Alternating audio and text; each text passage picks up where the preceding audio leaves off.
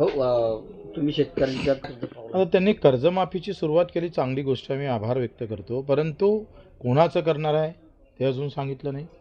कोणत्या तारखेपासून तर कोणत्या वर्षापर्यंत तुम्ही करणार आहे हे सरकार सांगत नाही आहे.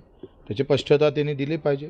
चालू कर्ज जर माफ केलं नाही, कारण देवाभाऊ नेहमी सांगायचे का दुष्काळ पडल्याशिवाय कर्ज कसं माफ करावं. दुष्काळ पडला ज्या वर्षात पडला त्याच वर्षातलं देवाभाऊ तुम्हाला कर्ज माफ करावं लागेल, कारण ही तुमचीच भाषा होती. आणि सगळ्यात कमी हमीभाव भेटणारं वर्ष म्हणजे हे वर्ष ठरलेलं आहे.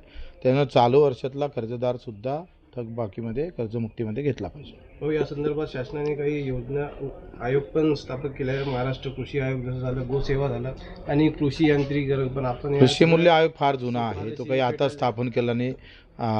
मला वाटतं जय जवान जय किसानचा नारा दिल्यानंतर केंद्रातला कृषी मूल्य आयोग झाला, त्याच्यानंतर राज्याला कृषी मूल्य आयोग आला. हे काही नवीन काही केलेलं नाही आहे.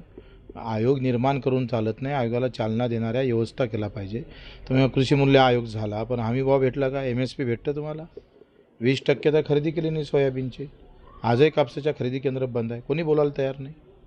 कापूस हजारानं 2,000नं 1,500नं खाली गेला. यावर कुठं काही बोलायलाच तयार नाही. आणि हे सगळं आठवण करून देतो आम्ही त्यांना यात्रेच्या वेळी. त्यांनी जर ते माफ केलं नाही तर 1 जुलैला आम्ही यायच्या ह्या सगळ्या टेक्निक वापरणार आणि रेल्वे बंद करू, चाक धावू देणार नाही 1 जुलैला.